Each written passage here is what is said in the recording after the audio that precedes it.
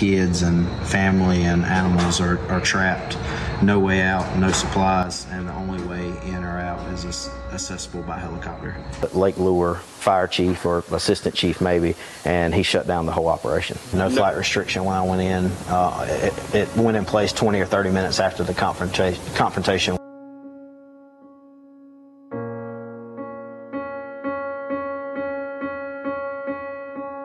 You know, I'm so proud of my son because in his last moments, he wasn't screaming for me. He was screaming, Jesus, Jesus, save me. Jesus, I hear you. Jesus, I'm calling upon you. And his wildest dreams and everything that he wanted to be was a superhero. And that was his goal in life. And instead, he's my hero because he reached for something past flesh, past human, past anything that even grown adults, I think, would reach for. My son called out to the one God Almighty. Our house is back home destroyed and filling up with water. The floors are caving in. Hundreds of people. That's happening to everybody around the city. You're telling us to go online to FEMA and apply, and you'll get immediate help for $750. Well, okay, I went on FEMA, I applied, and I immediately got denied because apparently I have homeowner's insurance and that's going to cover that. And okay, sure, I know it will. It'll get taken care of. Thank God we're all safe and alive. I know it's just things, it's a house, but it's not immediate. And I don't know, what is she talking about? I have no idea. Nobody I know has had immediate assistance. Nobody's $750, what, to our Cash App? What are you going to give? How are we going to do this? How are we going to get this? So then, if we get the $750, that'll barely cover the groceries that we've all lost in our freezers and refrigerators and everything. Also, there's thousands of pine trees, just like this one, and oak trees, and all these trees all over the entire city. Power lines are everywhere. They're ripped apart. Poles are down. Transformers are down. It's going to take weeks to get this repaired in some places. Mission Hospital was told, a private hospital, that they are going to go ahead and be the morgue center for body recovery. All of the Army Chinook helicopters you're seeing flying overhead, they are doing body recovery. FEMA said, and you can take this as a direct quote, said that they are too tied up at the border to send any more representatives. Yeah, at the border. So anyhow, I guess border control trumps whatever's going on here. So they told Mission Hospital they are not sending refrigerated trucks so that they can stack the bodies up. And we also overheard that whatever fatality numbers you are hearing, and this is a quote, go ahead and add a couple of zeros. So FEMA's too busy with the border. A private hospital and the Army are going to take over body recovery, and private individuals with their private helicopters and their private planes are the ones who are flying in supplies. I was at Hangar 10, I was picking up supplies. There was a stack for the Cajun Navy. There was a stack that looked like it was ASPCA. These are all being sent by private individuals. FEMA is doing nothing. What are the states in the storm zone? What do they need after what you saw today?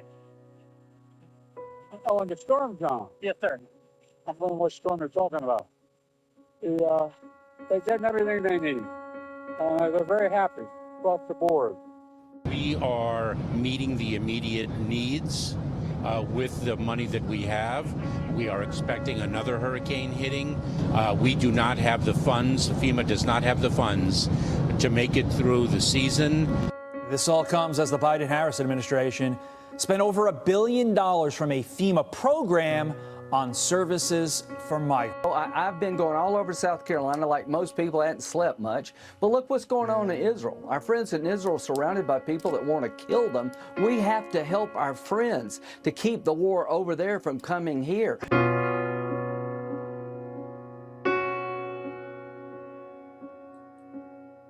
And on that sober note, we start the Conversations That Matter podcast this morning. I hope you're all doing well. If you live in Western North Carolina, Eastern Tennessee, parts of Georgia, and even South Carolina, you may not be doing so well this morning as your life is turned upside down.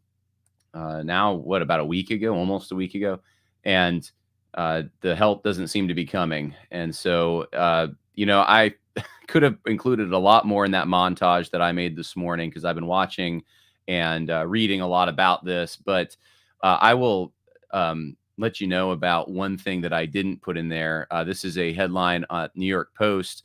Governor Brian Kemp slams Biden administration for not doing enough hurricane on the Hurricane Helene disaster, or Helene. How do people say it? I've heard it said I think different ways, but he says that essentially 11 counties initially were marked as disaster, emergency declarations for disaster status. And a lot of people were outraged, he said, including me, because there was devastation in up to 90 counties. And so this was just such a minimization. It was insulting. This is the kind of thing that we're seeing all over the place. There was a really helpful thread that I saw online that I wanted to read for you. This is not about the current hurricane, but this is actually about Irma, and by a guy named Ryan Tyre. I'll pull it up on the screen so everyone can see what I'm looking at. And this is what he says. And I don't know if I have the time to read the whole thing. Let me summarize it for you, though. Here's a picture of, I guess, Ryan and his team in the Keys and some of the supplies that they brought to, I think it was Key West. He says, though, that during that ordeal, when was that? When was that hurricane?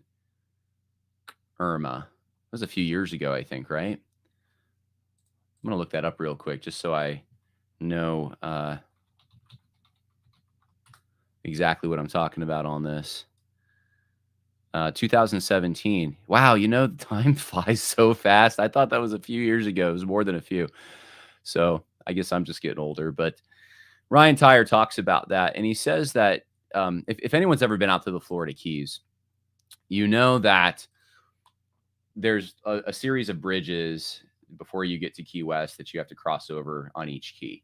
In fact, I did it as a little kid while there was a storm. It was kind of scary. And there's only one way in, one way out. There aren't multiple ways unless you have a boat to get at these areas. And there was devastation, and radio, everything was down except they could, I guess, receive some AM radio signals. So that's their communication with the outside world. It was only one way. They couldn't actually get a message out. There was no cell phone service. This is before I think people had Starlink and that kind of thing. They were trapped. No internet, obviously. And Ryan talks about how he had a convoy of, he had supplies to bring, and FEMA would not let him in. They would not let him in to help the people who were there.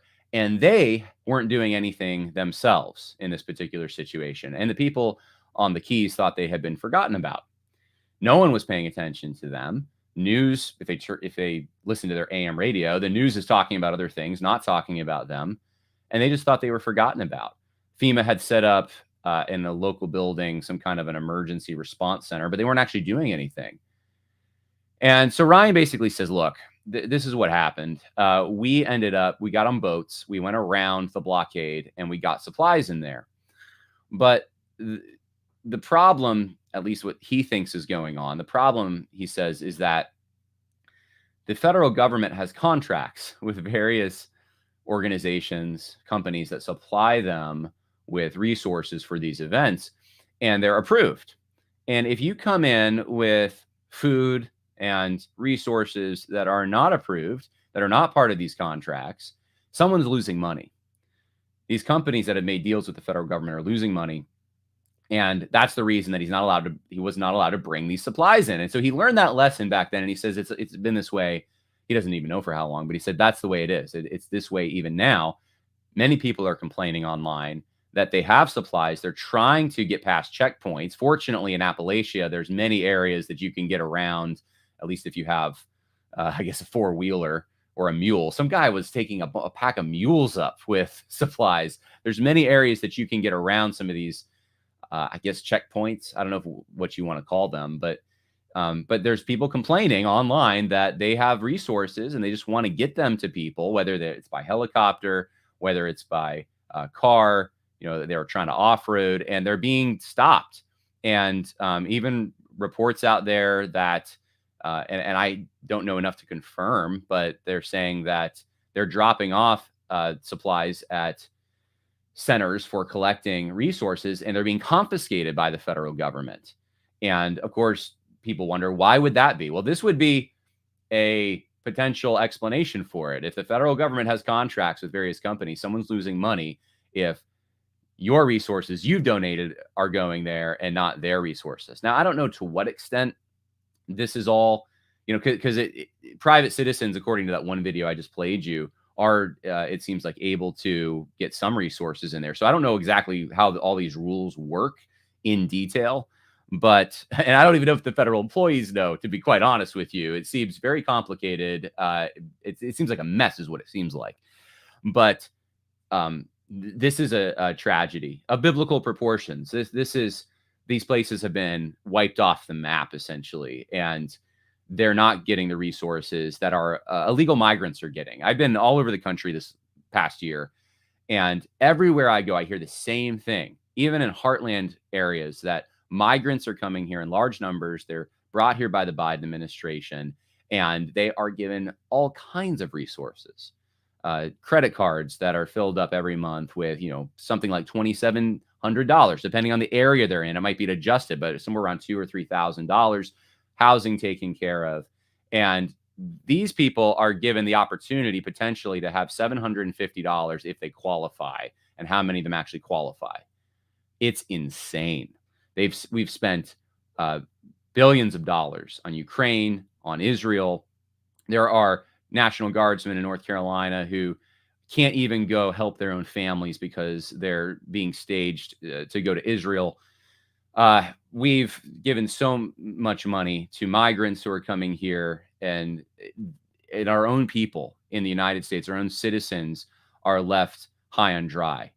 This should, if the election's even close, that's insane, to be quite honest. That's insane to have a close election. I just can't, my mind almost can't comprehend it. Now, I can when I start thinking through corruption, indoctrination at public schools, and all the other things that might contribute to this state of affairs, the media blackout on some of this stuff. But this is absolutely reprehensible. And the government, it's like you had one job, right? You had one job. And, I know I saw some debates online. I even mentioned this on the American Churchman podcast that, FEMA shouldn't really have this role. The federal government shouldn't really have this role. Well, that's a nice thing to say at this stage when we're in a position downstream from a time when the federal government has taken these things on.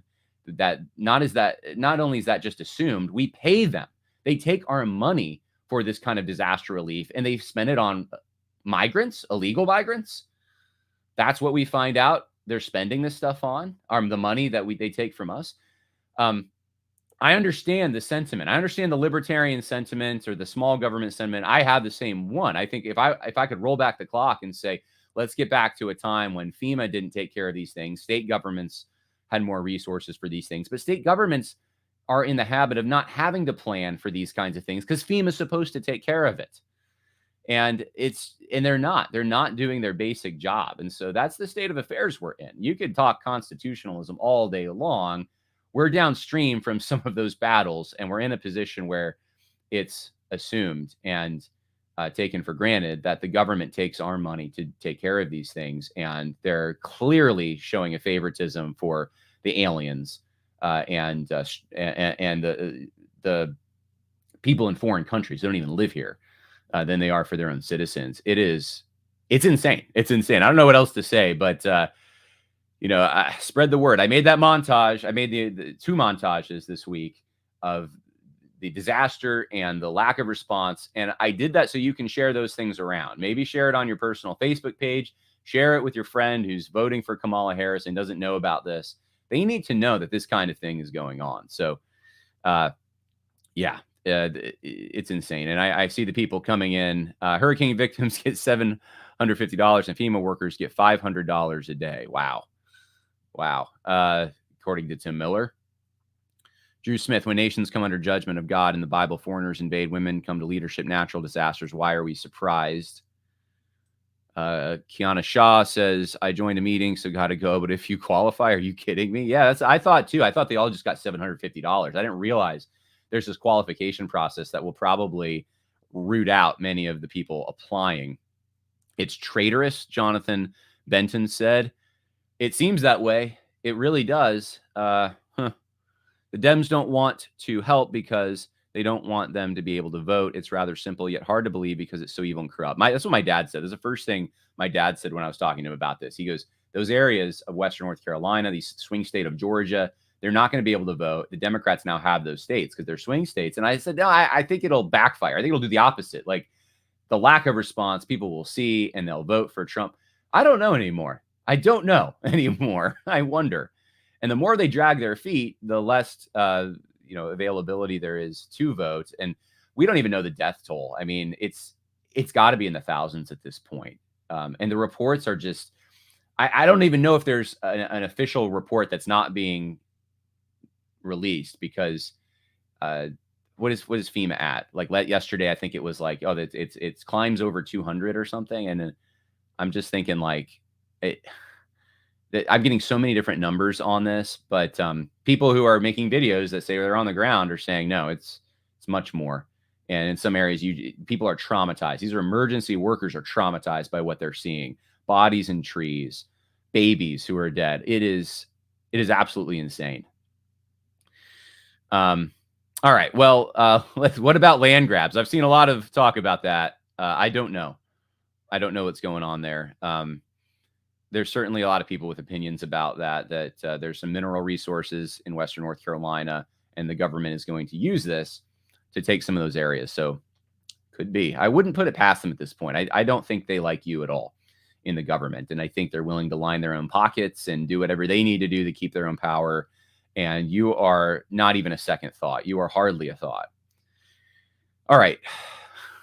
Now that we've talked about that, let me bring it to a constructive conclusion here.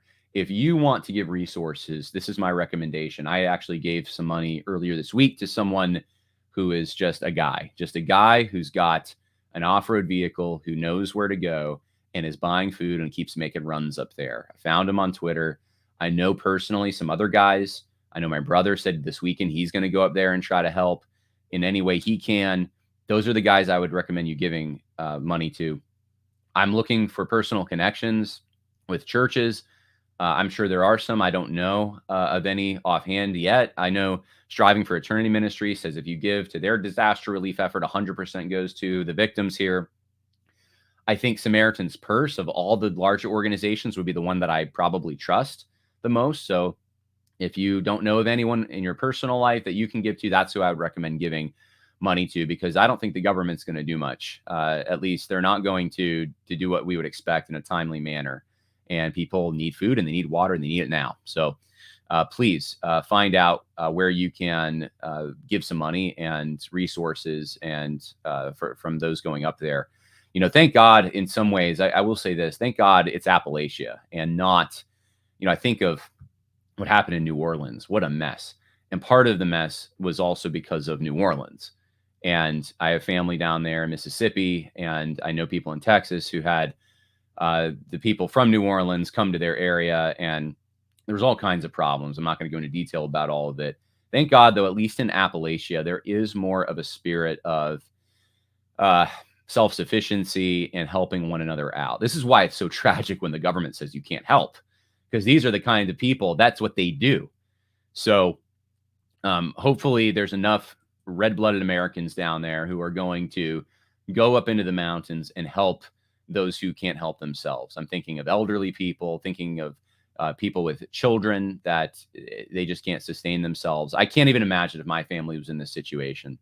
Dr. Bob says he's from New Orleans, I believe. New Orleans is still a disaster. Yeah. So I've been told, and I haven't gone down there. I think I drove past there before the hurricane, and I have not gone down there since. Anyway, let us switch gears a little bit here. I know there's some other things I need to talk about on the podcast today. One of the things I should probably make this announcement. just so people know. I am going to be September 27th through 29th at the Fundamentals. Sorry, we just had that. My bad. October 11th through 12th, the Future of Christendom Conference in Lancaster, Pennsylvania. They have me doing like an 18-minute talk, and then I'm on a panel on Saturday. So that would be the 12th at the Future of Christendom Conference. Links are at johnharrispodcast.com if you want to sign up. October 18th through 19th, the Jesus and Politics Conference in Syracuse, Indiana. Always a good time. I've been there many times and looking forward to it. And then, of course, the Strong Pillars Conference, Jeffersonville, Indiana, November 2nd through 3rd. That's right outside of Louisville. So I would love to see you there. I'm going to be speaking a lot there. I'm going to be doing 3 sessions and encouraging things. We're going to talk a lot about how you as a person, as an individual and as a member of a family can hedge against some of the threats that are out there right now. And then there's some more dates as well. So check that out on the website. And I should probably remind people, if you want to support, there is a support tab on worldviewconversation.com, or you can go to johnharrispodcast.com, and there's ways to donate if you care to donate and help me raise my little daughter, Anna, that's where the money goes these days. I appreciate it. And, I've just seen God provide in amazing ways through this. So I appreciate it. More comments. Michelle says, I live in Central North Carolina, and this is horrifying. Private citizens were on the ground helping way before any agencies. How can we coordinate airdrops from private planes before agencies are even en route? I know. And I saw one report, I think it was from Georgia. There's like an air base or something with all these helicopters just sitting there. And it's just like, what is going on? John, Woke Forest is having its inaugural Pride Parade Saturday. Of course, Southeastern did not even make a statement, but a group of us are going out to preach there. Pray for us. Sure. And you know what, Drew? That's interesting, because I remember Wake Forest, the town of Wake Forest, canceled their Christmas parade a few years ago because the Sons of Confederate Veterans who had marched in it for years were going to continue to march in it. That must have been 2020 or so. And they said, well, we're just going to cancel the whole Christmas parade. So can't have a Christmas parade, I guess. But, the Pride Parade. That's interesting. Yeah, there's a reason people call it Woke Forest. And I'm not surprised Southeastern wouldn't be. They probably said nothing about either one, to be honest with you. All right, let's switch gears a little bit here and talk about some other issues that I said I was going to talk about on the podcast. First one, I'm going to play for you this video from MotherJones, of all places. And they're very concerned about the Theobros. And yours truly makes a brief appearance, not my face, no. But an article I helped co-write makes a brief appearance. I guess someone told me if you go frame by frame. So I'm not the most prominent one in this video as a target for the scary right-wing Theobros. But this is what the left, some quarters, this is what they're concerned about. A lot of people making fun of this, think it's hysterical. It is funny, but I'm going to explain to you why I think they're doing this. Nationalist influencers. Let me introduce you to the Theobros. We can't force people to have faith in Christ, but we can as a people. I got it. Let's go back to this guy. Look just how he's dressed. I don't know. And his, the lisp and everything else. Let me introduce you to the Theo. I mean, it's everything from the glasses to just everything about the guy. He would have been in Matt Walsh's, right? Am I a racist? As the he could have played Matt Walsh's character, right? I think that's part of the reason people are making fun of this. It is the NPR. I'm sophisticated, but I'm also just super cringe. The way I come across kind of ethos. I probably should stay away from making fun of someone's appearance too much. There's so many other things I want to say, but anyway, let me start it again and I'll try to have self-control and we'll play it through. Yes, there are Christian nationalist influencers. Let me introduce you to the Theobros. We can't force people to have faith in Christ, but we can as a people order that. I'd rather have a Christian monarchy than our current state of affairs. We could argue that now is the time to arms again. So the Theobros are a group of mostly millennial Christian pastors and influencers. Many of them, most of them even, will tell you that they are Christian nationalists. We are indeed Christian nationalists. They're purposefully extreme and extremely online, so they're obviously connected to J.D. Vance. There's this group called the... I can't have self-control. Can someone explain to me what accent that is? They're obviously, what is that? What is that? They're online. What accent? What region does that come from? I'd like to know. I don't think it does come from a region. I don't know. I don't know. Anyway, all right. Let's keep going. The Rockbridge Network. J.D. Vance was a founder. Peter Thiel is involved, and also this guy Chris Buskirk. And then, of course, Chris Buskirk, a great friend of mine, who was involved in American Reformer, which is kind of the unofficial magazine of the Theobros. Okay, let me stop there for a second. You see the connections they're trying to make. Hey, look, we got to attach this to J.D. Vance. We got to prove that this is such a present threat. And J.D. Vance is being influenced by these fringe, dark characters. So this is the connection they make. We're going to take one guy who has edited and published for American Reformer, who happens to run in some of these higher circles, and then use him as he's the link. He's the link to all these other guys that publish at American Reformer, including myself. I've had a few pieces at American Reformer. I think it's important to say that not all of them hold every belief. That being said, I think some common beliefs that I have encountered are that we should be repealing the 19th Amendment. They'll talk about the dead Constitution and how the 10 Commandments should take its place. I want a Christian. What? What?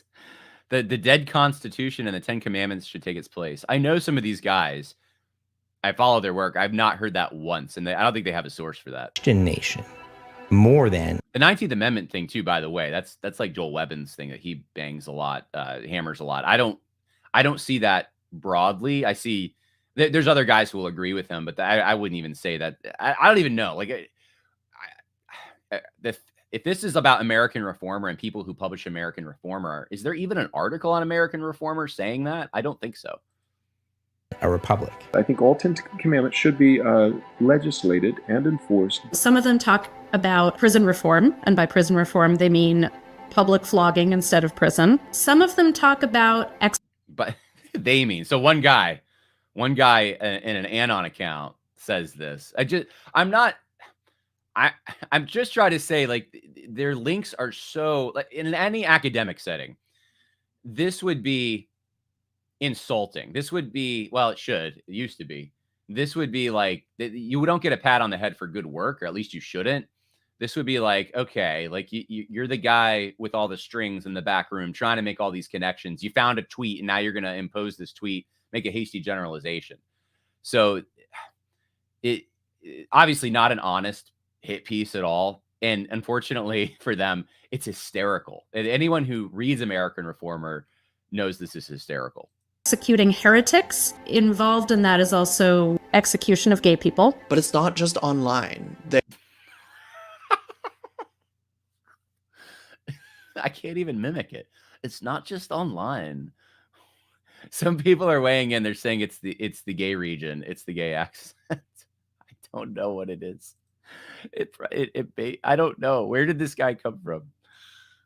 They're doing conferences, writing books, doing events. One of the things that's been interesting lately is that some of their events have started to overlap with some events of more kind of mainstream politicians. Oh, no. I think probably the most prominent example was the National Conservatism Conference, where you had Doug Wilson speaking at this conference. And of course, coming to the high treachery, you were all no doubt anticipating I would address, make all our teens woke by means of chemtrails. And you had J.D. Vance speaking there. Wait. That's the clip they take? He's joking about chemtrails. They think they think it's serious, I think. Oh my gosh. Oh my goodness. All right. America is a nation.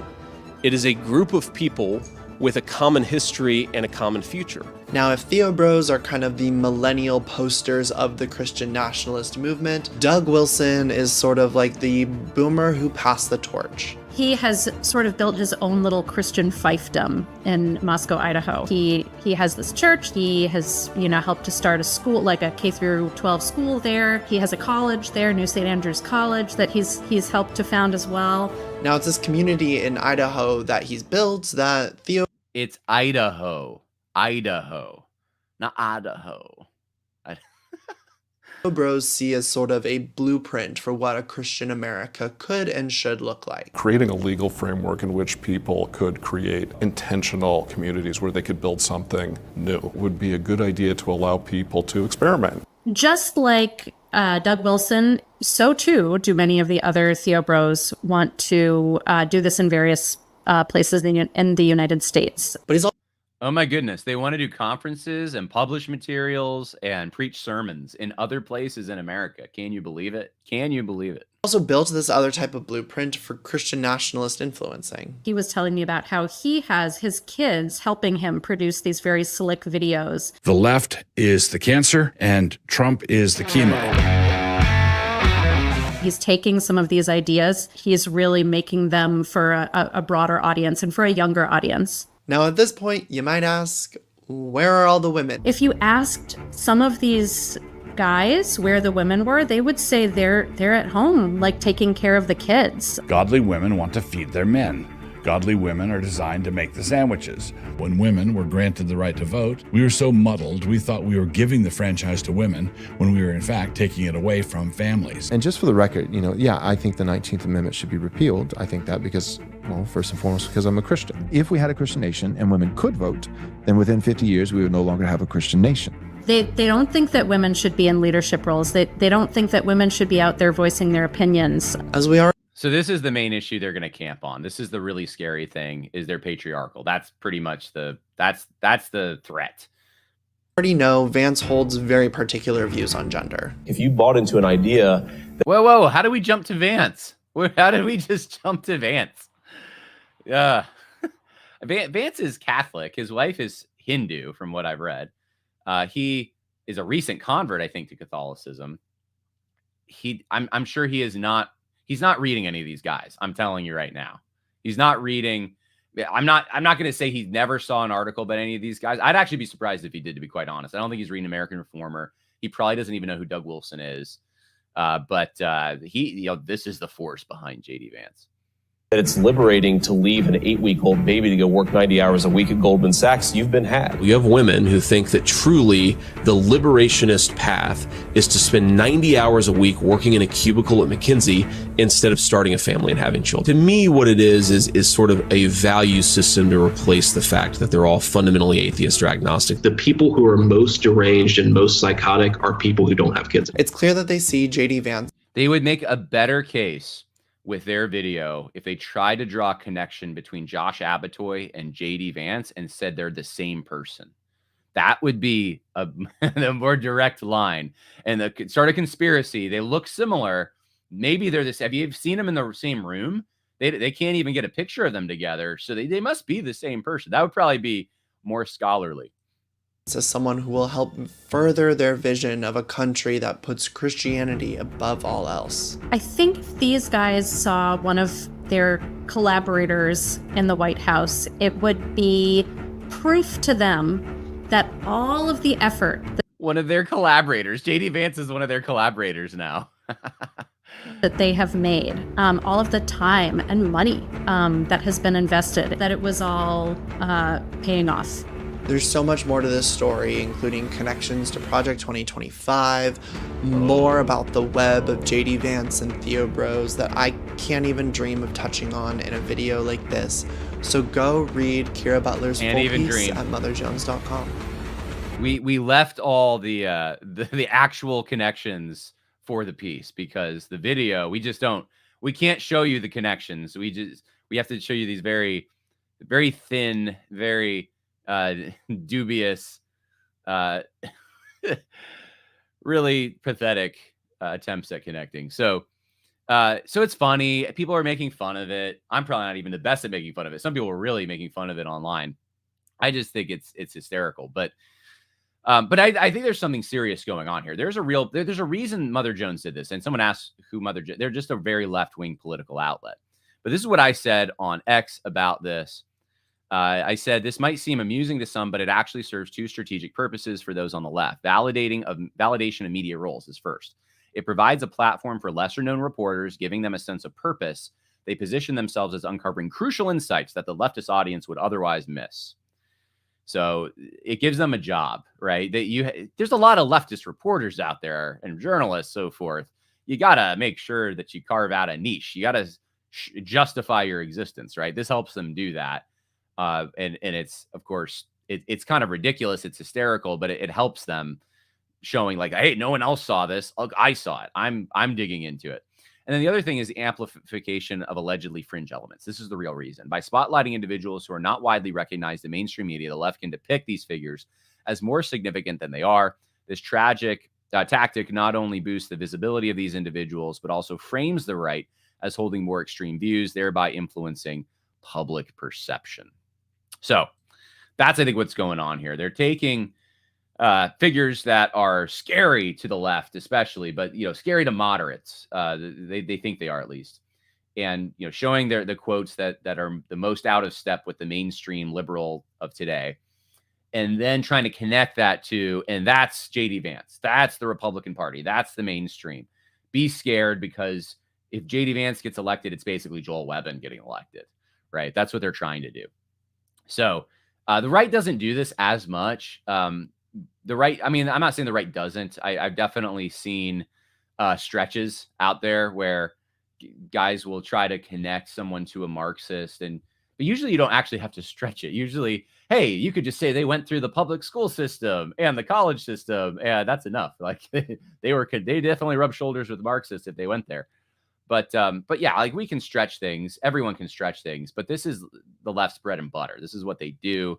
It's all connections to evil, and then they spoil the whole lot. And it's like the F scale, right? They just use the F scale on everything. It's like, oh, you love your parents, you submit to your parents, you honor them, you must be a little fascist, and that's connected to Germany. That's going to end, like, pretty soon you're holocausting a whole population, and it's because you respect your parents. Like, they make these crazy connections, and that's just what they're doing here. It's what characterizes them. Okay, so I figured I'd address it since people were talking about it online. And then last but not least, if anyone has questions or about that, I should probably say, let's get those in, because I have one more thing to talk about today. This was hysterical for sure, Terry Strange says. There's a lot of Ryan says there's a lot of online content with Doug and Joel discussing the 19th Amendment and the damaging statistics it has done to women in our country since then. Yeah, I mean, that's possible. I even talked about the 19th Amendment briefly in a sermon not long ago.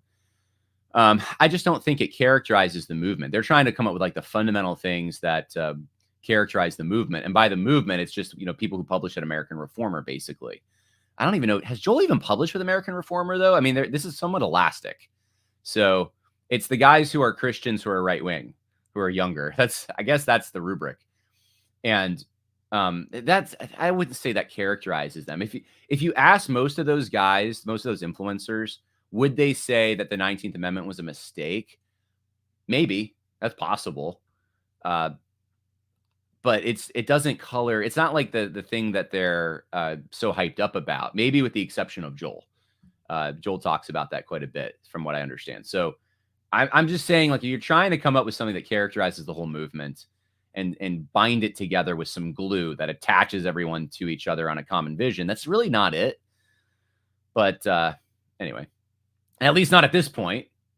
Not right now. All right. Let's see. I'm curious what this comment says. Ruth says, Kathy Hart, King Ahab wanted a vineyard in Jezreel. Naboth said land had been in his family and wouldn't sell. Jezebel got 2 liars to testify against Naboth, killed Naboth. Ahab got the vineyard. This must be a conversation I'm dropping in the middle of. I'm not sure what it relates to. And I can't figure it out. I'm sure there's a conversation going on in the live chat for sure. So if you want to be part of it, go to the live chat on Facebook, on X, or on YouTube. Okay, let's move on. Let's talk about this situation with Steve Lawson a little bit. Pray for me. Pray for me with all of this, but pray for me that I handle this rightly, because I've been in a little bit of consternation over it.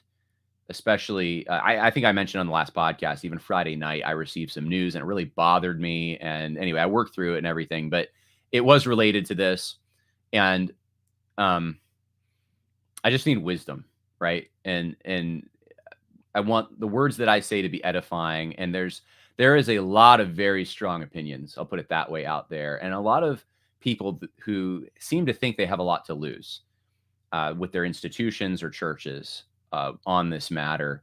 And I pointed out, and I've said this already, that I think the longer it goes with the perception of hiding details and covering up, not that you have to give the lurid specific details, but not really naming the sin, all that kind of thing. I think the worse it gets. And you see this on many of my videos. I've gotten private emails and comments on public videos from people who are members of Trinity Bible Church, which Steve Lawson, I guess, used to go, because what I'm being told is his family, or at least his wife and him, have not been there since. So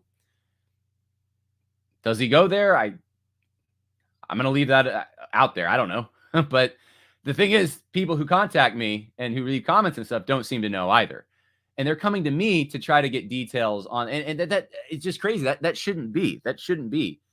Why are they reaching out to an internet guy when they're at the church? It's kind of a nutty situation in some ways.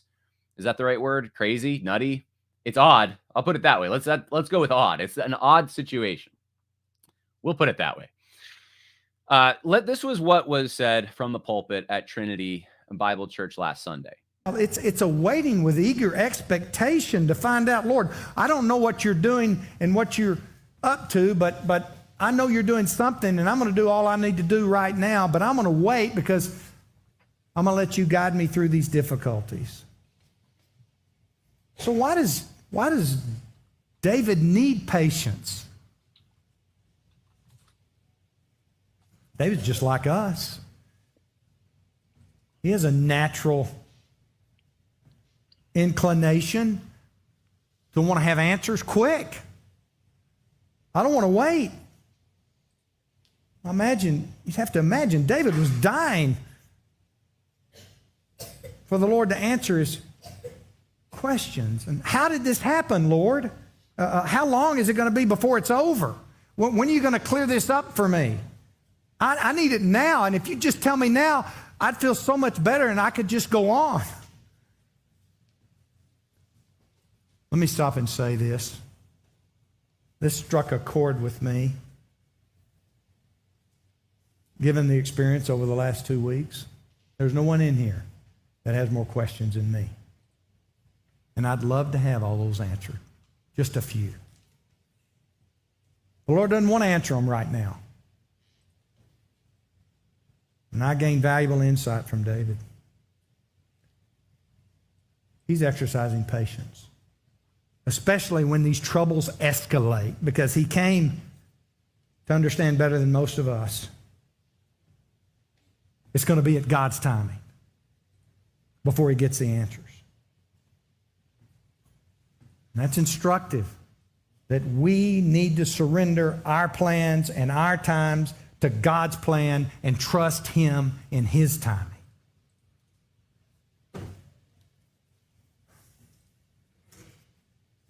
David keeps telling us over and over again, I'll wait. I'll wait. So why? Why does God place so much of our Christian life in standby mode?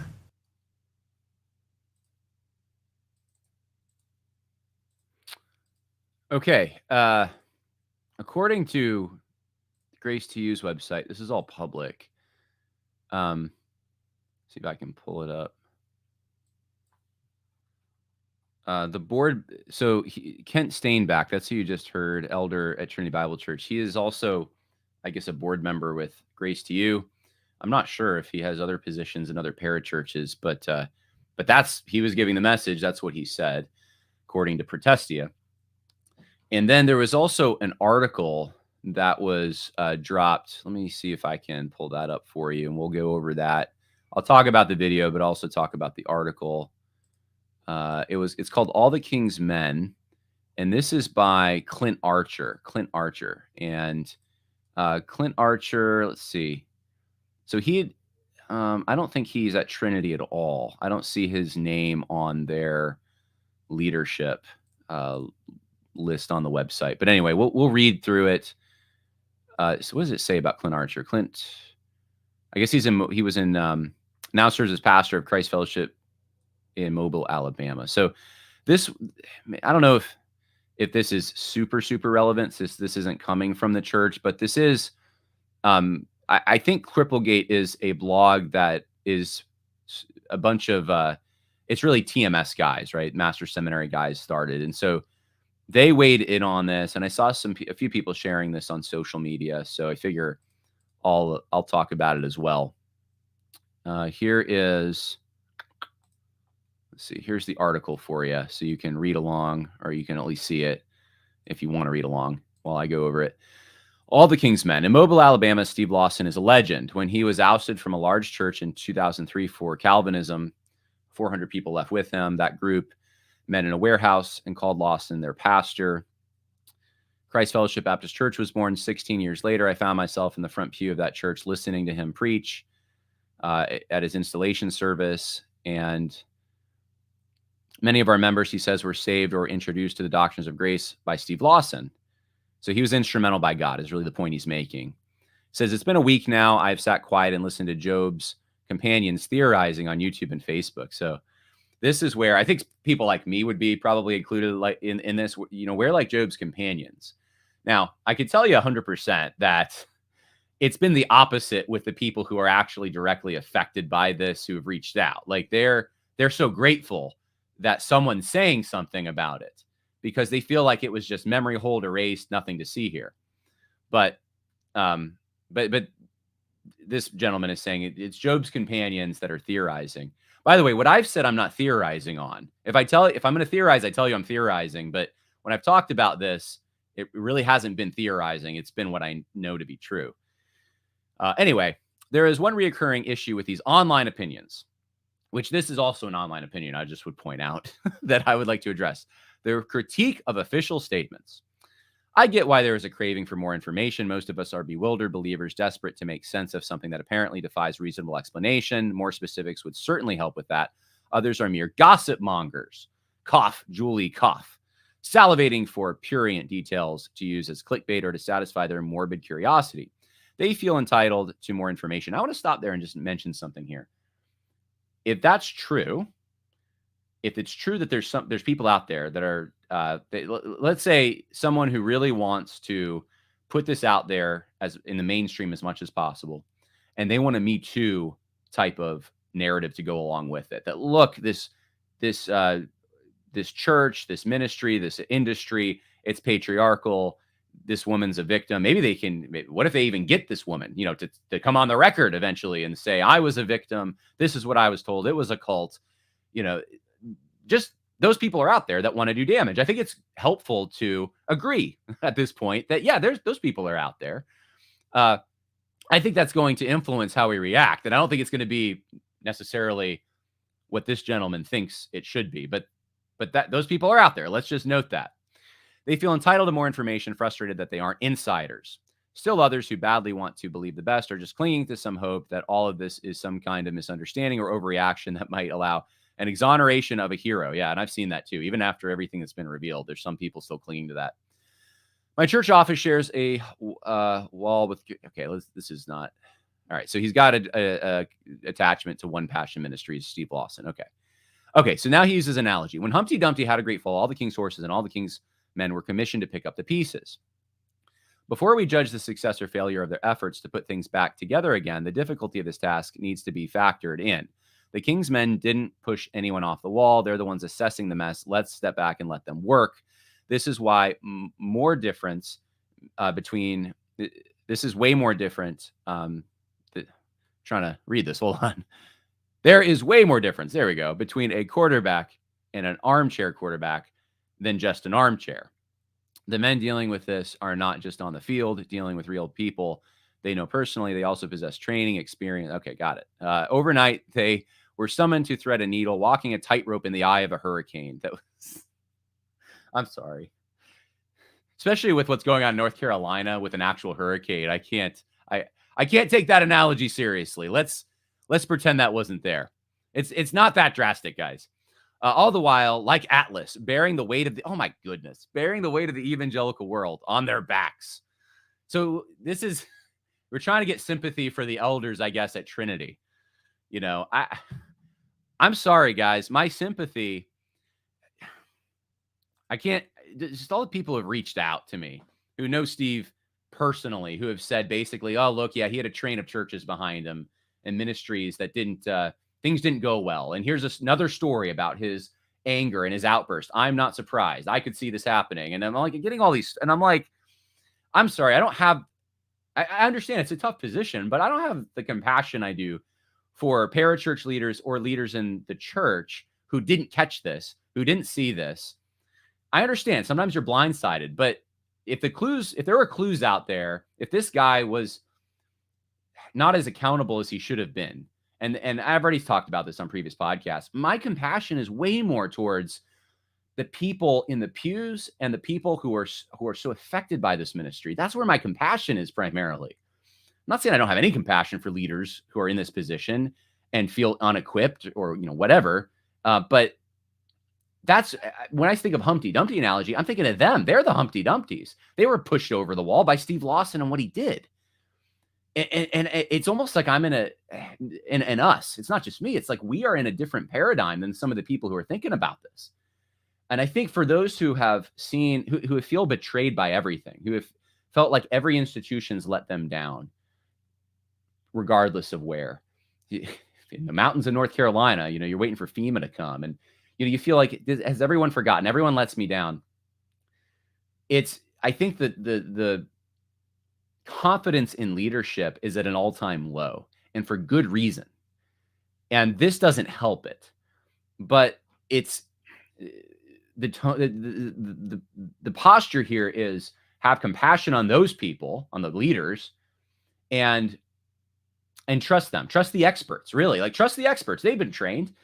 And that's something that I think people, they're just not going to do anymore. Most people, they don't have that. They want to trust. We want to trust the experts. We've just been bitten so many times.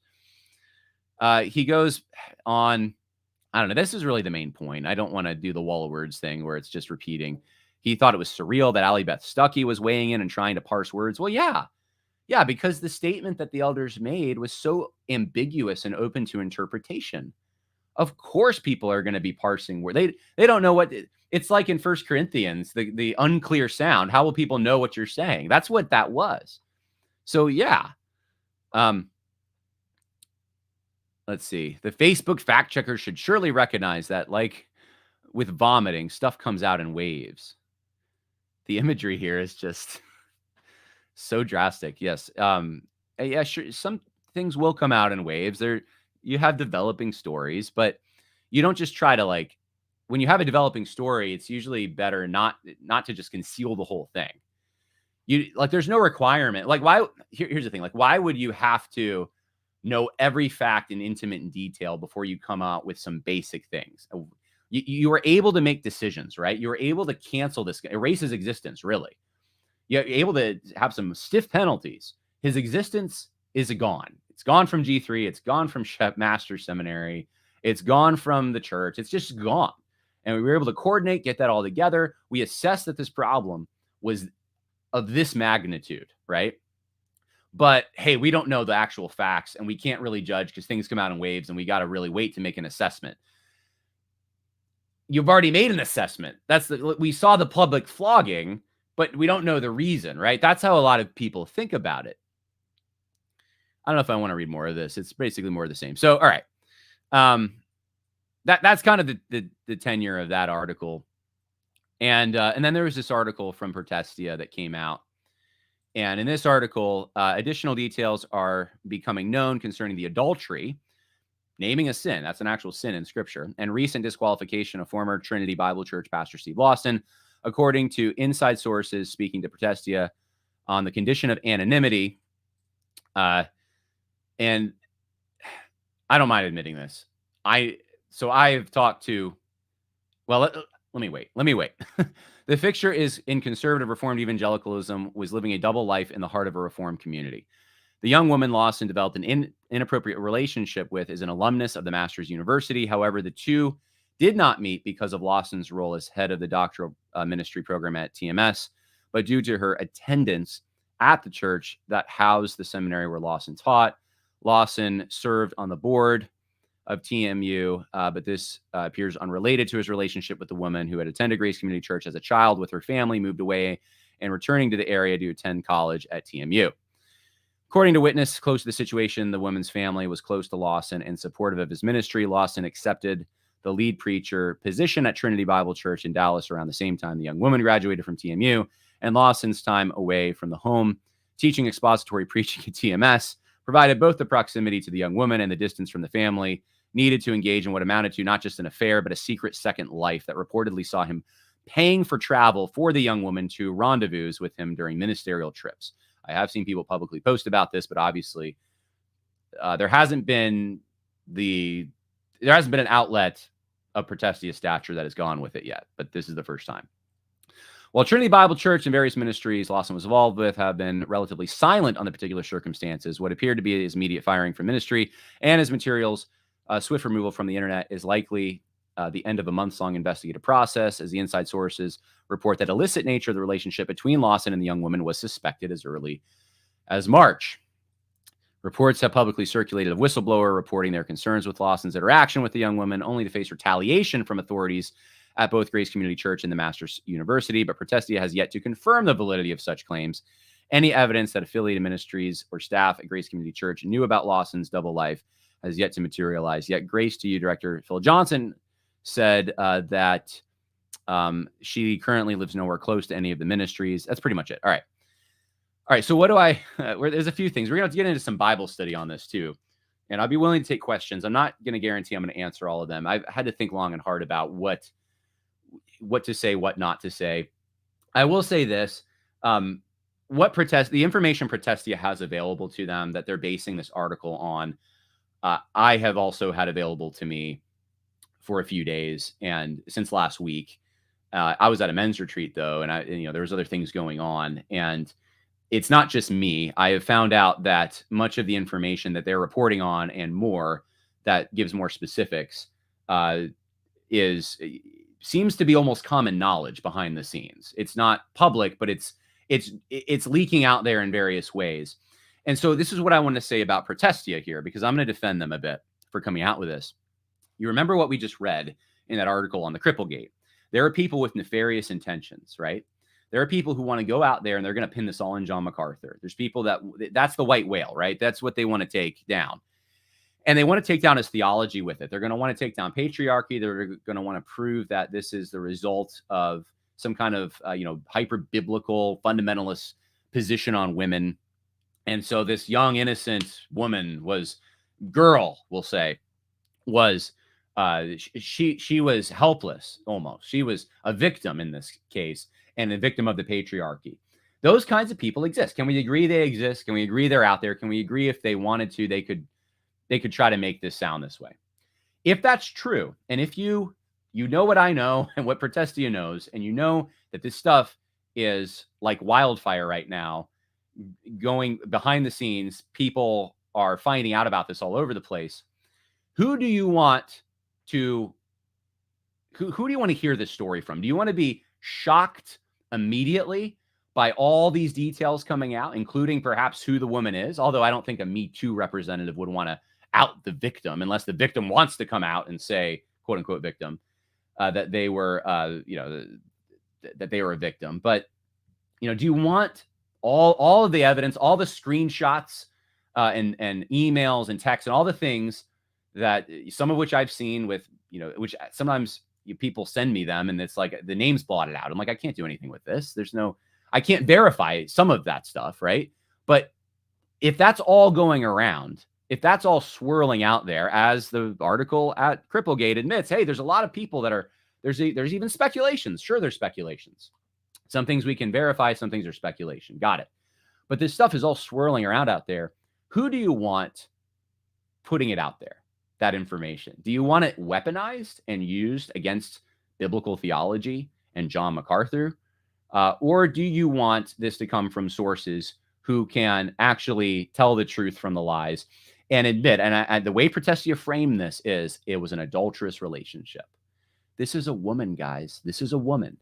She is when this started, she was in her mid-20s. She's not a little innocent church girl. This is someone who was, it takes two to tango, and this was someone who was involved with Steve Lawson. It doesn't go just one way, it goes both ways. Protestia is not giving all the information on this, nor should they have to give every single bit of detail. But I'm telling you, the way it's framed is important.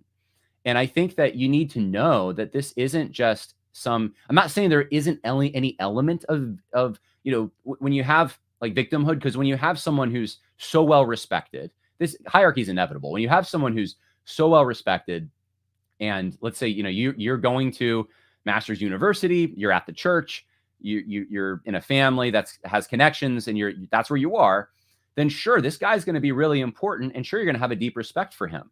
And sure, does that give him a measure of influence? Sure, it does. No one's saying it doesn't. But it doesn't mean that the female in this case is stripped of all responsibility in the matter. It doesn't mean there's not someone who's also a homewrecker out there, okay?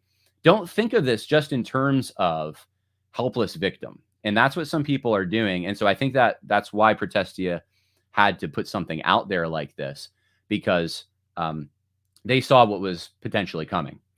So that's my defense of Protestia. And everything they said in that article is 100% accurate from everything that I've seen in the conversations I've had. Now, here's the thing. You don't have to believe it, by the way. You don't have to believe. I think in news, in journalism, when you're not required to believe someone when they say, we have sources that have decided to remain, they don't want to go public at this point or whatever. They fear reprisal. They fear retribution. They're not going to come out. That's, generally I don't go with those things because I'm like, I can't really back it up. But then what happens is the media organization, they're willing to hinge their own reputation. They've seen enough to say, we verified this, we've corroborated this, we're willing to hinge our own reputation on it.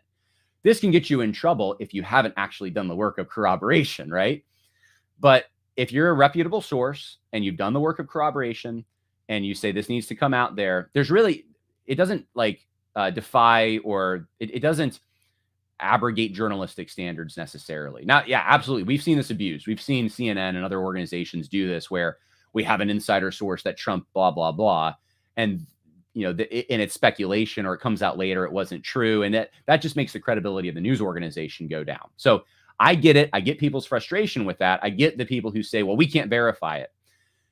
I think the only thing you need to know, the only thing you need to be prepared for, and this is what the Protestia story was preparing you for, is potentially in the future, the angle that you saw admitted could be coming or is out there from the Cripplegate article, that angle that will try to pin this on John MacArthur, on ministries connected to John MacArthur, on patriarchy and biblical complementarianism.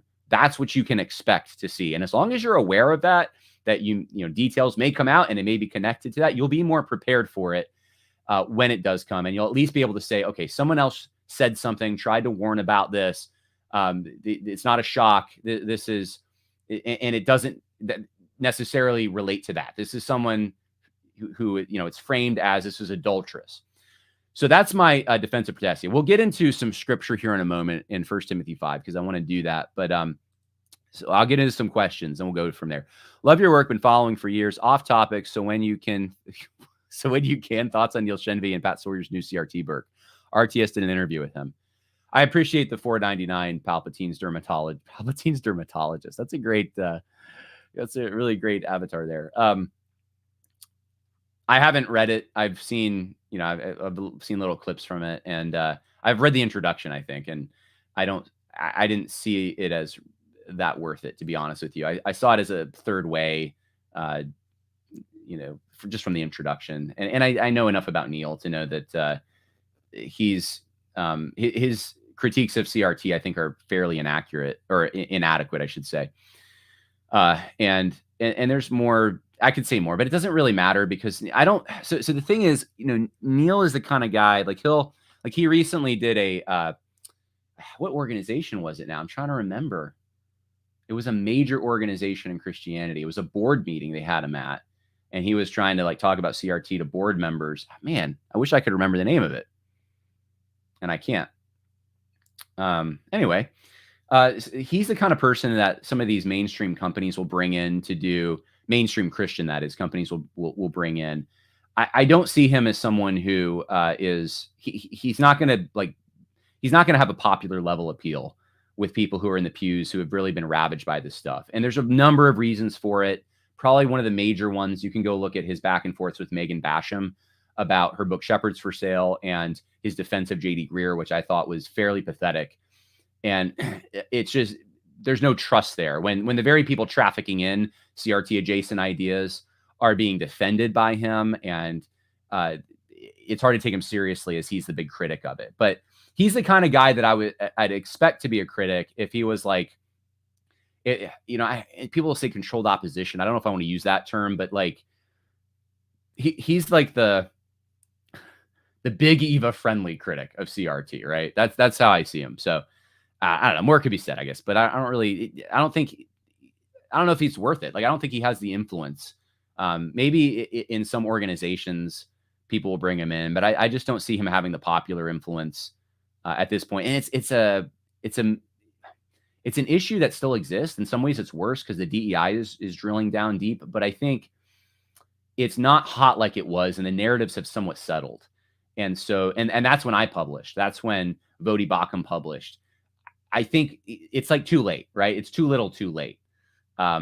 It's, I'd say go back to those books if you're going to use a book. All right. I don't want to spend more time on that. How old is Lawson? 73. How could he be old enough to be this girl's grandfather? I'm not absolving her at all, but just yuck. Yeah, it's kind of yuck. That's what my wife said immediately. She was just like, wait, how old? And I'm like, oh, this girl in his 20s. He was 60, probably in his late 60s when this started. Yeah, it's definitely yuck. MacArthur isn't even patriarchy. He takes that weak complementarian position. Well, that, how the critics spin all of that stuff. It's all one soup to them, right? Complementarianism, patriarchy, all of that. Big Yehuda says the continued failure to reveal the woman's identity is extremely suspicious. I'll say this about this. And I'm putting it out there because I know they watch. I know that enough of them watch. For those in parachurch ministries who have erased Steve Lawson, erasing this girl, or if she's even existing on any website still, erasing what's left of this girl's the trail. I don't know how else. I'm trying to be delicate here. If you erase her off your websites, just be straight about it. You create suspicion. You arouse more suspicion. And I'm not the only one that notices those kinds of things. The people who are enemies of John MacArthur's ministries, they notice those things too. So I'll just say that. Please be prudent about this stuff. This is a political fight. And it's not just a theological fight. This is a political fight. And you have to be prudent about these things. It doesn't do you any good to just scrub her. Okay. They tried to do, and by the way, I'll say this too. I'm not convinced at this point that this woman's identity has to be revealed. And I've gone back and forth about this in my mind about whether or not, like, what purpose could it serve, right? And this is someone who is not in the public eye yet. She but she did make a decision to have a romantic relationship with someone who is very much in the public eye. And I've debated, does that put her in the public eye? Is that a choice to like, either way, I don't know that it's necessary that we know who she is. Unless you're a guy who's going to date her in the future or something. But then I think that's going to come out on a personal level. Just be a prudent guy. Ask the girls you date their history and, use some common sense. But I don't think, for broadly speaking, I can't see at this point, at least, a reason, a positive reason that her identity necessarily needs to come out in all of this. I think the details are enough there for you to see what the nature of Steve Lawson's sin was, which is really, I think, has always been the issue here. What was the nature of his sin? Why was he all of a sudden publicly flogged? In other words, erased. He was disciplined before everyone's eyes, but then why? We don't really know. And so I think you know now, right? You know.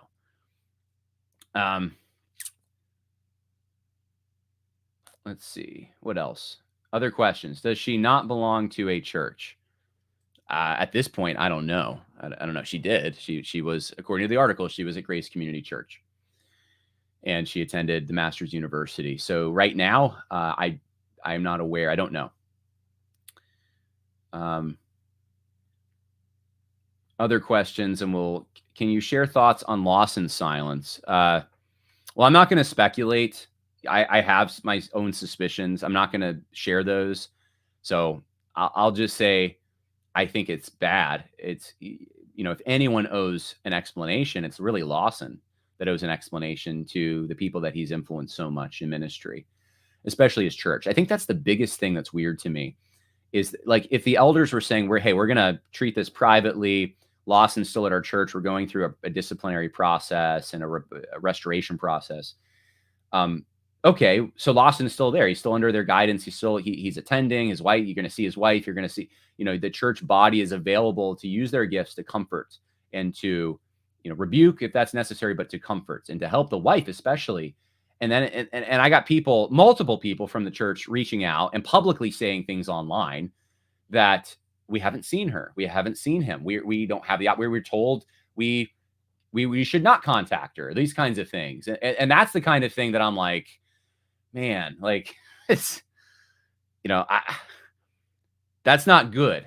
So obviously pray for this whole situation, pray for wisdom, but, every day that goes by, credibility is being lost. And maybe this is the last thing I want to say about this. I noticed, it doesn't even matter who, someone who's very high up at a parachurch organization that Lawson was at. I noticed that person online telling people that you need to wait for the church to give details. You need to be patient. In fact, that's what we saw here, even with the church. You need to be patient.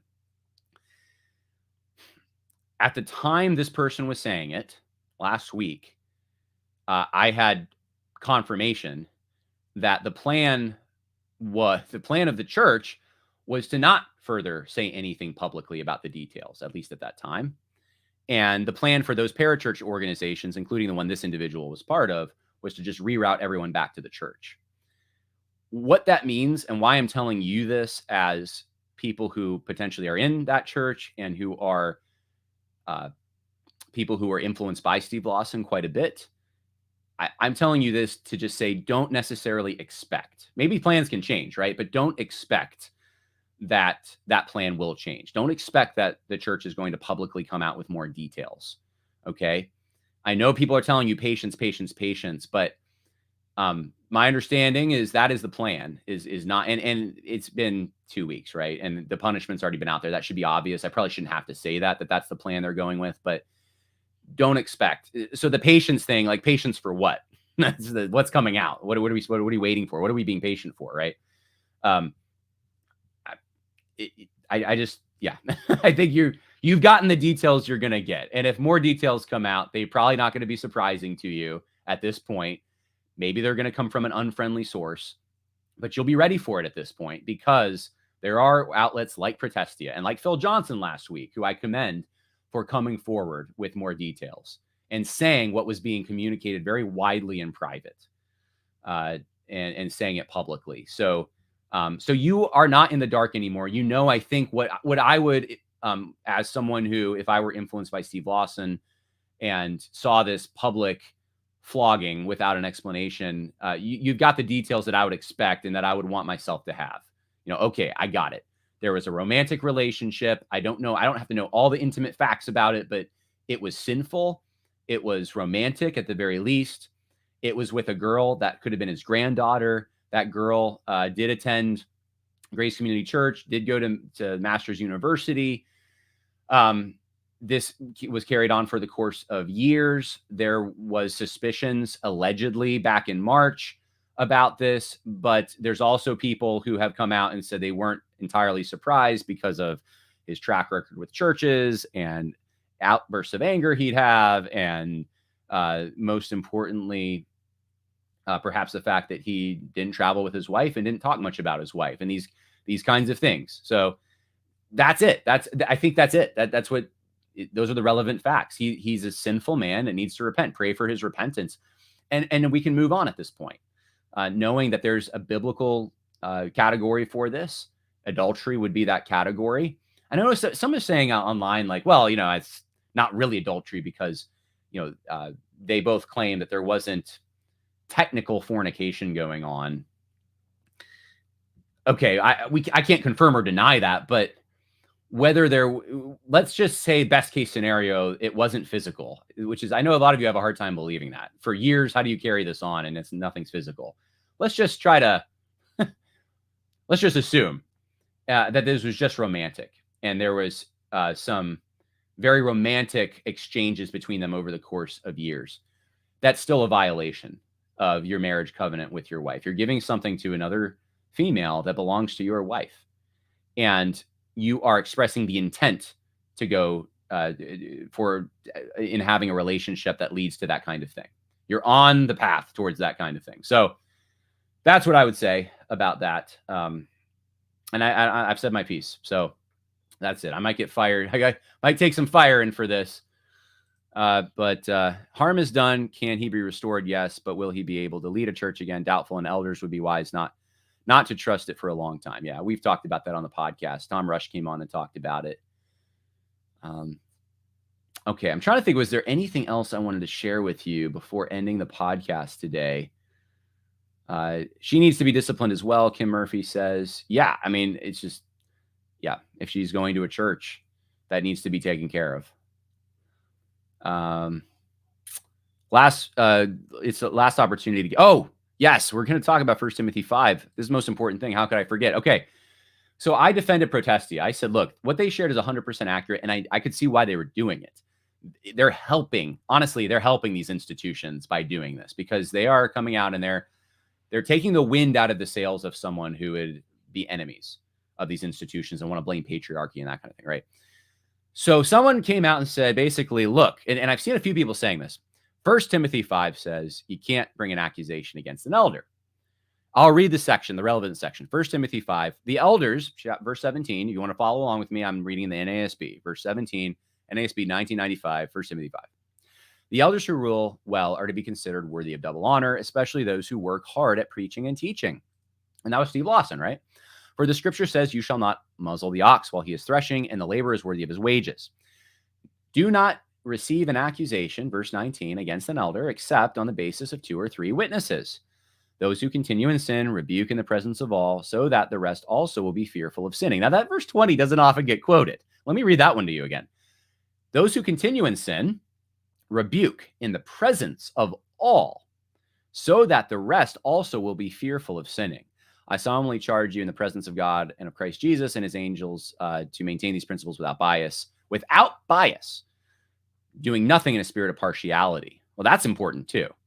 You know, an elder sins, they're do nothing in a spirit of partiality. They need to be warned about, like, and if anything, the passage is telling you it needs to be more public, because they were in the public eye and people need to be warned about the sin.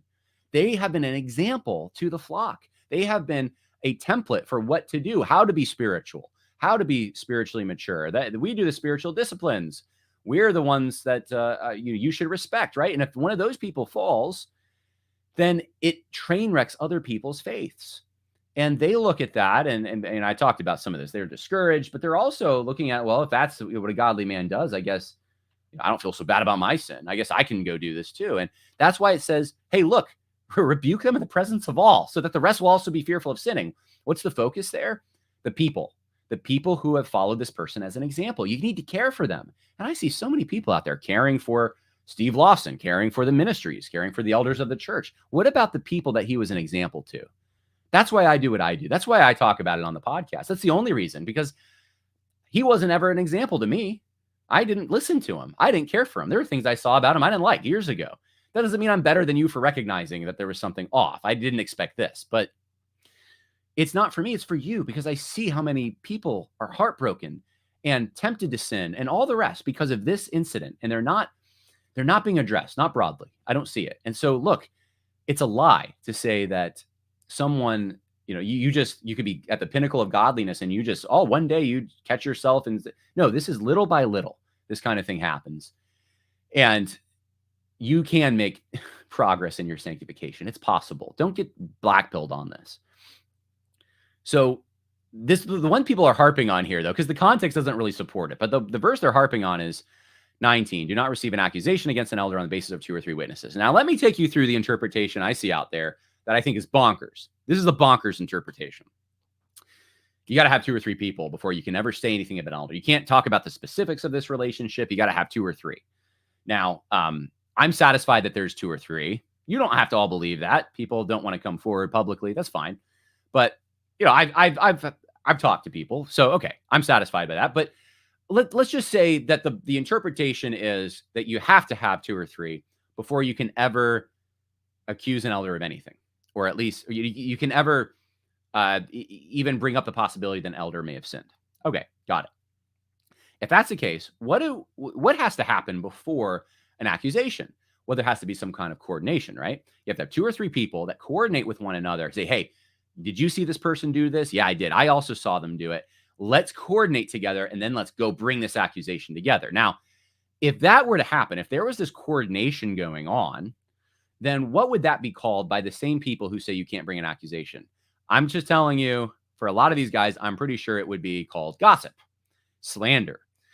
You're talking behind someone's back. It forces you to, right? You have to talk. You can't talk about it in public. You have to coordinate with people behind their back, get 2 or 3 witnesses before you can go public. That's the way that people are interpreting this. And so it's one of those, like, if you do it, you're in trouble. If you don't do it, you're you're not supposed to talk about it behind their back. But then if you don't, you can't find the other witnesses to coordinate to.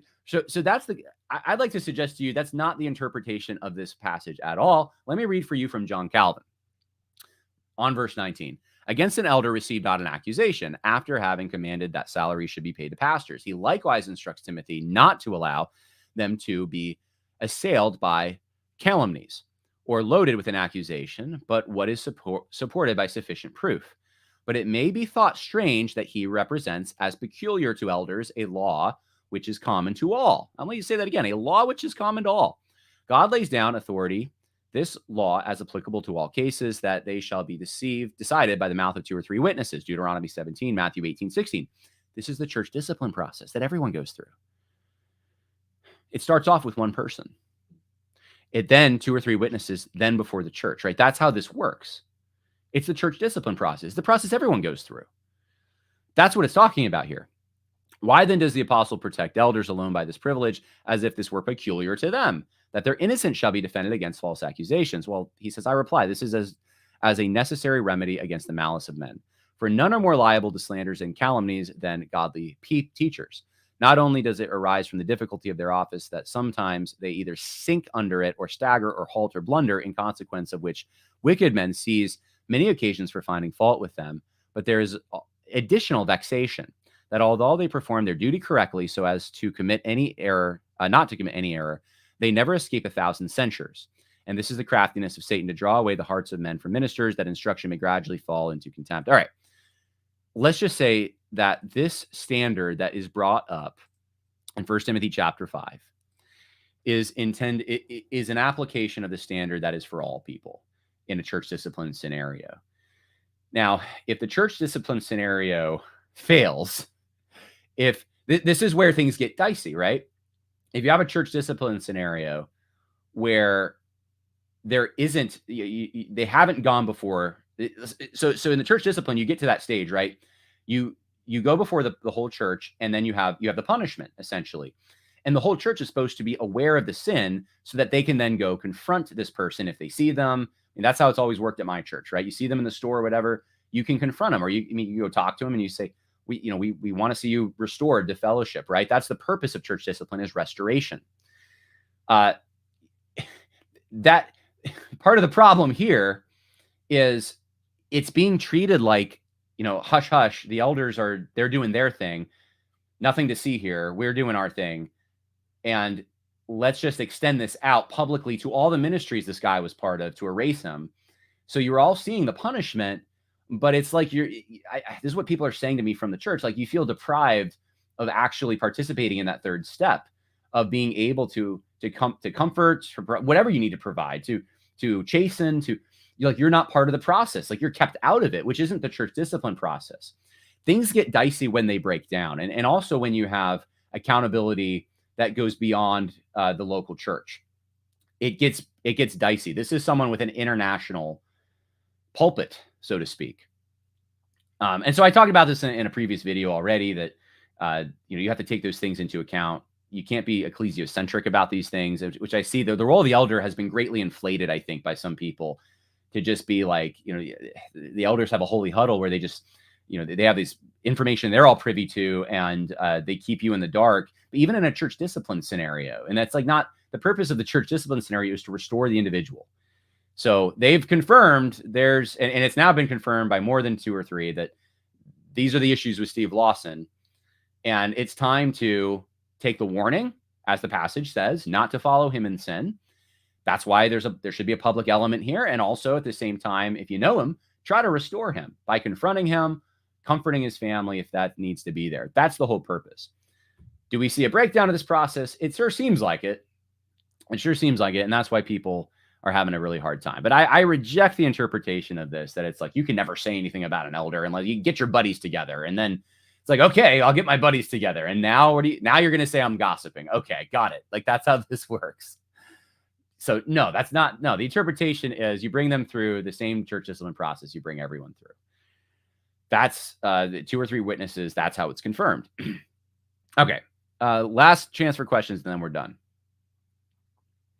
Michael, she has not been properly rebuked, though. She has been protected. Why? Are other pastors perhaps involved with her? Who knows? But why protect her? Why protect her from public, exposing her publicly? I'll just say that I've had counsel. There's been godly counsel who I consider godly, who have wanted this, who have wanted to protect her. So that's given me pause. All right. So that's one thing. The other thing is, she's not, I've said this before, but she's not in Steve Lawson's situation. She's not, people aren't looking to her as an example, right? So not in the way that Steve Lawson was looked to. It may be that on a local level, there's some people who have or whatever, but from my understanding, this is known among the people who are close to the situation. So it doesn't seem necessary. Now, that doesn't mean if her information is revealed, I'm not going to say that. I don't really have any basis from which to say it's necessarily in and of itself wrong to reveal who she is. I can't think of a principle that would, but I also don't think of, I can't think of a good use that it would serve. If the purpose is to warn people who are influenced by Steve Lawson. He's the one that was influencing people. He's the one that had the platform. He's the one that had a spiritual position. So that's how I'm seeing it. If you have thoughts that I haven't considered, I'm willing to consider them, but that's how I'm looking at it. All right, John, these verses apply to a trial or pretrial action. Lawson was already tried and judged, right? That's part of the point I'm trying to make, and punished before we ever heard about this situation. I know. It feels like cart before the horse. Betty, why not forgive and pray for repentance that bears genuine fruit of change over time? Please pray for your wayward. Oh, this is a situation that I'm sorry. I guess this is not related to the Steve Lawson case. I already explained why this isn't gossip. It's not gossip if it's public, and it's not slander if it's true. That's a simple way to put it. In fact, I made the case in a previous video that the whisperer part of this is like the hush hush behind the scenes. Like, you're not like that. You can make a better case for that being gossip than you can for like, oh, you publicly said it. You're the gossip. It's just weird. It's just odd. Brianna Hill, it's my understanding that she isn't even part of that church. Do we know if she's a believer or part of any church? Well, she's not part of the Trinity Church. No. So I don't know. I don't know if she's part of a church where she is. Given all the information you know now, do you believe Lawson is a true Christian? Oh, man. I don't know where Lawson's at. And part of the problem is there isn't a church discipline process that's rendered well, it seems like they've rendered a verdict, but then you don't really know it. I would assume if he's living in this sinful way for a period of years, and I'll say this, if he's not repentant about it, then we're told what we should do. Think of him as a Gentile and tax gatherer, right? So so far, Lawson hasn't come out. He hasn't repented. So I don't know what else to tell you. As time goes on, that's going to become more and more obvious. And we're just going to end up by default treating him that way.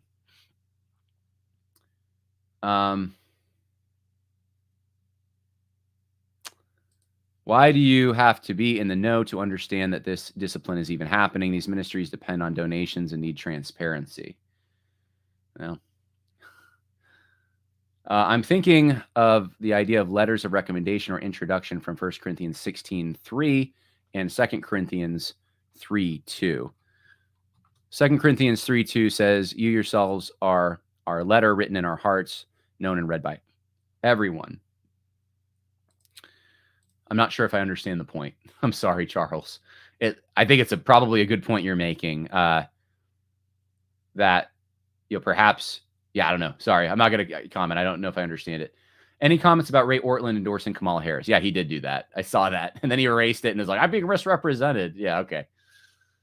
Ray Ortlund did. And I think there's a lot of people on the evangelical left who are doing this. But is protecting her biblical? Kiana Shaw in the Old Testament, both were brought out. That's a good point. If they are going to protect her publicly, then can we at least know if her church has disciplined her? And I don't have access to that information. I don't know. So I don't know what church, if she is attending a church, what church she would be at.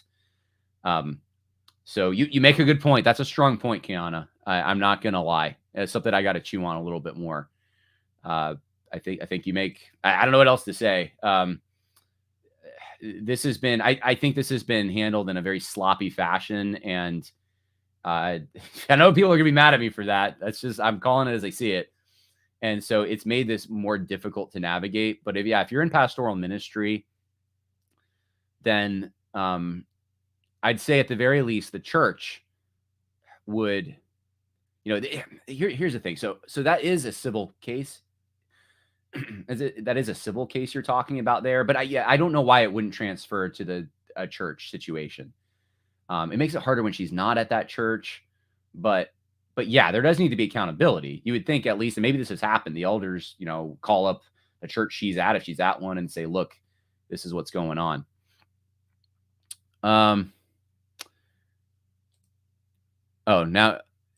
Charles is saying what 2 Corinthians 3:1, which says, are we beginning to commend ourselves again, or do we need, like some people, letters of recommendation to you or from you? Oh, I see. That's a good point, Charles. I didn't even think of that. You yourselves are our letter, written in our hearts, known and read by everybody. That's a good point. That was one of the ways there was accountability in the New Testament times. It wasn't just everything ecclesiocentric local church. Like, churches would recommend. There was this cooperation going on where they would... yeah, that's a good point, Charles. This wasn't all handled through parachurches either. I mean, that still happens, right? Like, there's letters of recommendation, but, I guess this would apply in that, you're making something more broadly known, whether the character is good or bad. You're broadly proclaiming outside the local church context a person's character if they're going to be in ministry. Good point, Charles. Good point. I think there is a responsibility here that it's more broad than just the local church.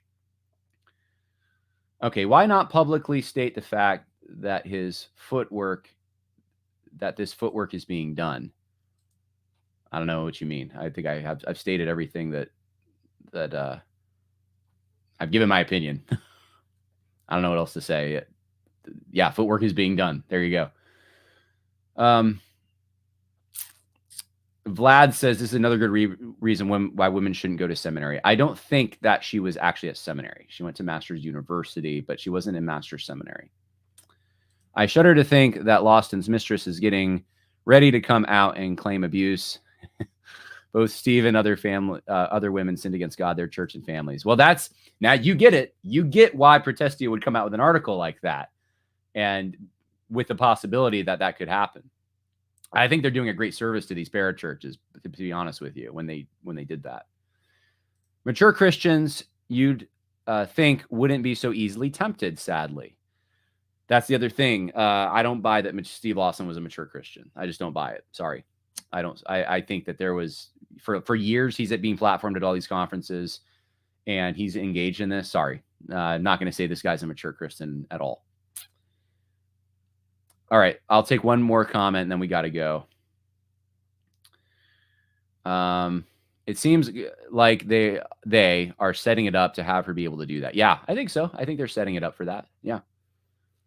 They wouldn't, they meaning like these church leaders and stuff, they wouldn't think that's what they're doing. But yeah, like if you don't give any details and then, oh, surprise, these details were known and here's some survivors blog talking about it, then yeah, I mean, you're just setting yourself up. There's no doubt about it. All right. That's it for the podcast. You can certainly keep commenting, or if you have my private info, you can send me your concerns, your cries of outrage, your anger at me. That's all good. Or you can, encourage me too. Those both things are acceptable. I take both, cash or check. Because let me tell you, I've had every kind of opinion sent my way about this. So trying to do what I think is right before the Lord. And I love all of you out there. Thanks for streaming today. God bless.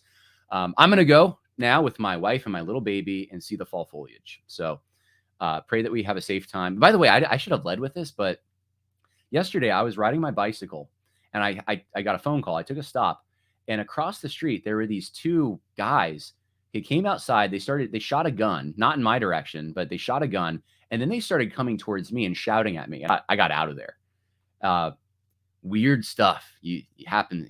I don't know. I was in a rural area, and now I'm like, man, so crazy stuff out there. Everyone's on edge. Everyone's on edge. That's my takeaway here. All right. Let's pray that doesn't happen today. God bless. See you later. Bye.